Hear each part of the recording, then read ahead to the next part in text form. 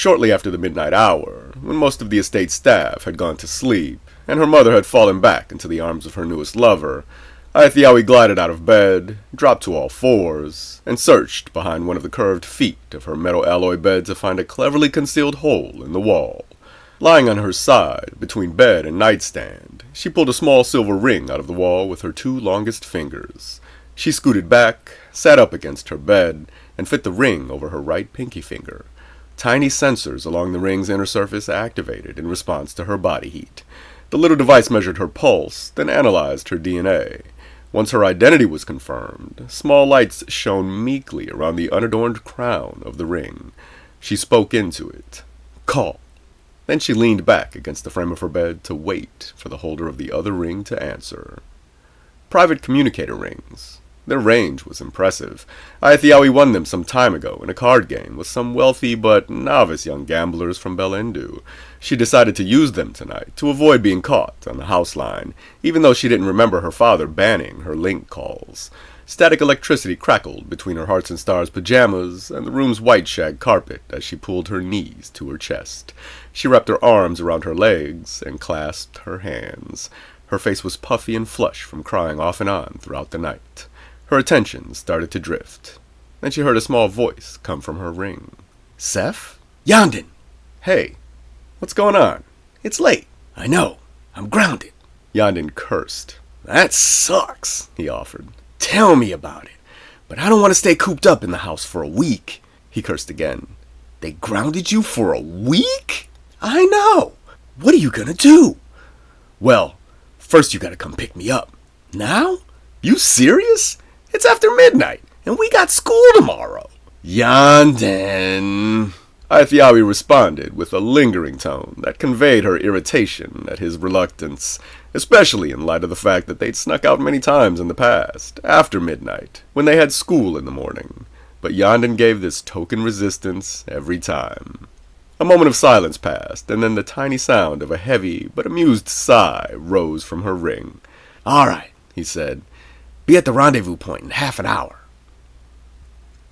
Yandin picked Aithiawi up on his oversized scooter, and a couple of hours later found the two youths talking over pastries and coffee at an all-night outdoor cafe in one of the trendier neighborhoods of Belendu. Squat, two-story stone buildings, narrow streets, and manicured decorative trees created a quaint, comforting, den-like feeling in the out-of-doors. Old-fashioned street lamps glowed brightly with flickering bulbs, their color changing hue subtly in an impressive imitation of gaslight. The cafes and bars in the area were packed with groups of friends, crowded around tables too small for their numbers. Couples passed in and out of illuminated circles on the walkways beneath every lamppost, as small wisps of cloud danced with the rings of Erissus III's fifth moon in the summer night sky. I gotta figure out a way to be on my own, Aithiawi complained. My pop's just too strict. He's always holding me back from living my life to the fullest. Grounding me for a week? It's not fair. Yeah. Yandin looked out at the passing traffic, sipped some coffee while Aithiawi took a draw on a cigarette. His jet-black straight hair, gelled and shaped back into a spiky cap, made it look as if he was constantly facing a stiff wind. His eyes narrowed as he thought of an opposing view, like always. But they did think you were dead. You can't get too mad at your folks for reacting like they did. She gave him a look that would kill. He chuckled, like always. What are you gonna do? He asked. Run away? The tone in his voice conveyed the complete absurdity of the idea. They were totally spoiled and utterly dependent on their parents. It was an awful truth, but there it was, and it had to be accepted. At least, Yandin thought it did. Lately, it had become clear that Aithiawi was not at all satisfied with this existence. She acted like her life was a prison, like she was looking for a way to escape. Just as an appeal to Yandin's sense of freedom began to shape her lips, a large figure dressed in yellow caught her eye from across the street. It was the alien she bumped into on the steps in front of the police station from a few days ago, in New Lodell. She was sure of it. Yandin, she whispered conspiratorially. She leaned toward him as she flicked ash into the tray in the middle of the table. Caught off guard by this abrupt change in tone from his friend, he fixed her with a suspicious look. Across the street, she continued, and then leaned back, to appear casual. He tensed his neck to turn his head. "Don't look," she hissed. "It's the alien from the police station I told you about." What? Here? Yanden tried to relax back into a more natural movement, like his friend. He brought his coffee mug to his lips, but didn't drink. He asked over the rim, "What's it doing?" "It's just looking at us. At me. It's not going anywhere. Just standing there. Looking?" "Yep." "Weird." "I know. How long's it been standing there?" "I don't know." "I just noticed it." "You want to leave?" Aithiawi stood up, forgetting her drink. "I'm going over there." "What?" "I'm gonna say hi. You want to meet an alien?" "Wait, Seth!" He reached across the table, but she snatched her arm out of reach and walked toward the street.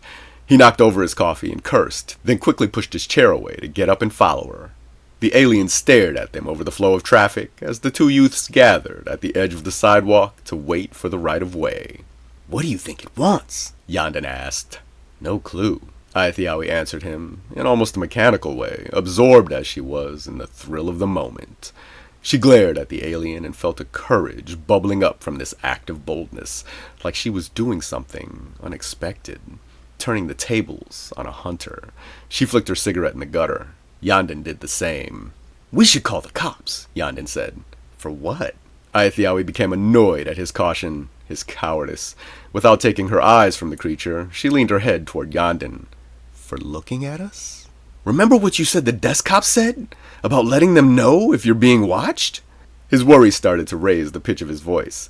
"Especially now that you've been all over the news." "Fine," Aithiawi said dismissively. "Go call him if you want." Yanden leveled a death gaze at her this time. Across the street, the alien began walking away at a brisk pace. Aithiawi started. "Where's it going?" she said with alarm. Yanden looked. The traffic signal changed. The cars all stopped. Aithiawi sprinted to the other side. "For the love of Tundra!" Yanden exclaimed. He scampered after her. A block and a half away, the alien moved into an alleyway. Having crossed the street, Aithiawi hurried to catch up. Yanden was right on her heels. "We should at least let somebody know what we're doing, where we're going," he mewed behind her. She ignored him, and at the corner of the building at the edge of the alley, she stopped and put her back to the wall. Yanden did the same right next to her. She looked back at him with wild conviction. Her glossy, light brown eyes sparkled with mystical orbs of mesmerizing purpose.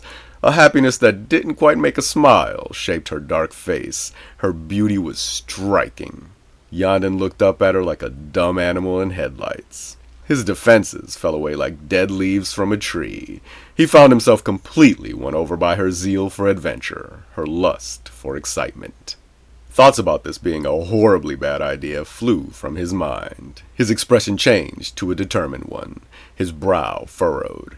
If Aithiawi was going to rush straight into a possibly dangerous situation, he wasn't going to let her go alone. Feelings of protectiveness possessed him. "Let me go first," he demanded. She nodded. They switched places on the wall.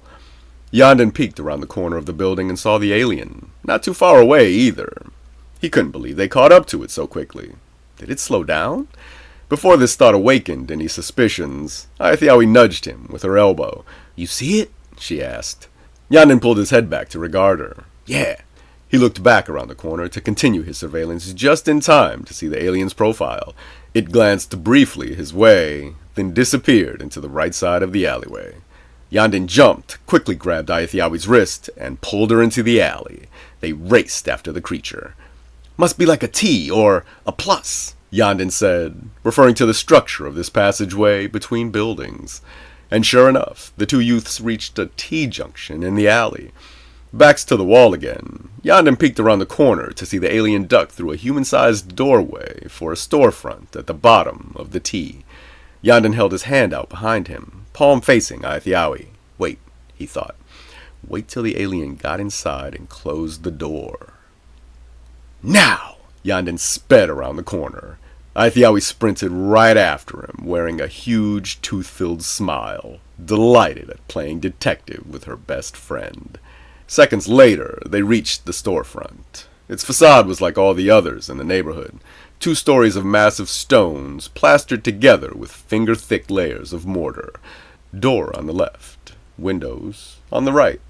A single bare orange light bulb sat up high on a bent and rusted pole meters over the door, casting deep, cold shadows in every direction. Pressed against the building to the right of the door, Yandin took a furtive look through the window over his shoulder. A large, dimly lit, cluttered room. The small light at the back of the room silhouetted the alien as it moved behind a short wall to walk down some unseen stairs, out of sight. Yandin looked to Aithiawi on the left side of the door, his lips pressed into a tight, nervous line. He nodded. She grasped the door handle and gave it a twist to see if it would turn. The small, sharp click of the bolt sliding out of the lock made her pulse quicken. She felt her breath pass harshly through her nose. She swallowed, looked briefly at Yandin, and then noticed the simple pastel blue graphic of a two-headed Allegariat over the doorbell. She froze and started to wonder at its familiarity, but her mind buzzed too loudly with the intensity of the moment to really think about it. She mentally shrugged and slowly pushed on the door. It opened smoothly inward on its hinges, making only the smallest of sounds. The two youths entered slowly, walking on their toes in an attempt to be quiet. Aithiawi waited until Yandin passed by, and then slowly closed the door behind them. She held her breath as she gradually allowed the door handle to turn the bolt back into the lock. Then she turned around. The small light at the back of the room glowed dimly, ominously.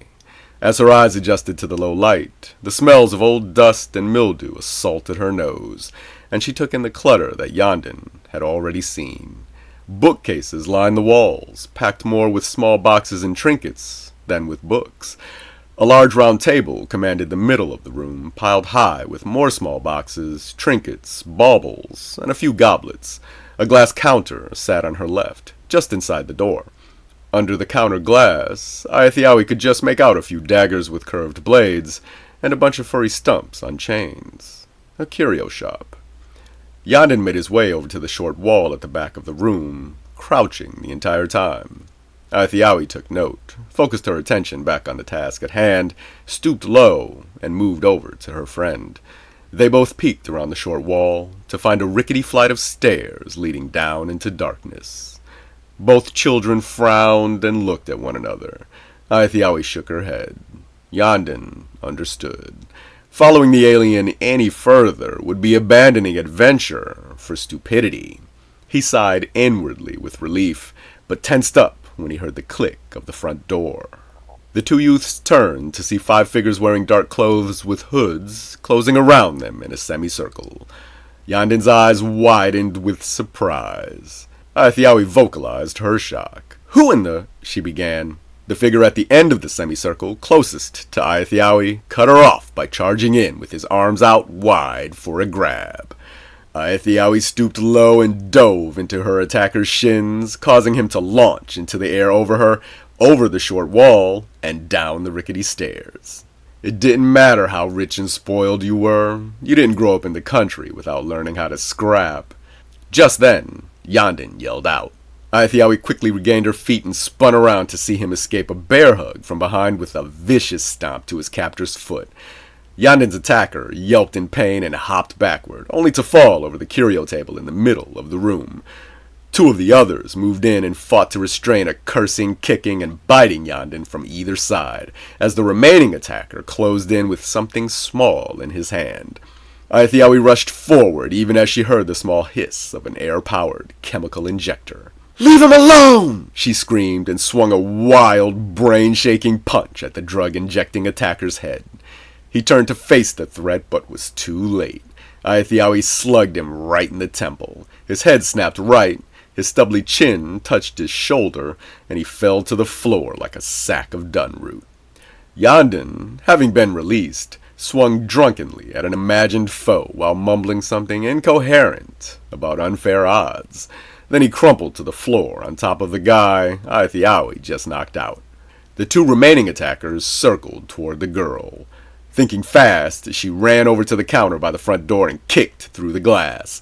One of the figures bolted her way, but pulled up short as she spun around with a curved dagger in her hand, a murderous look in her eyes.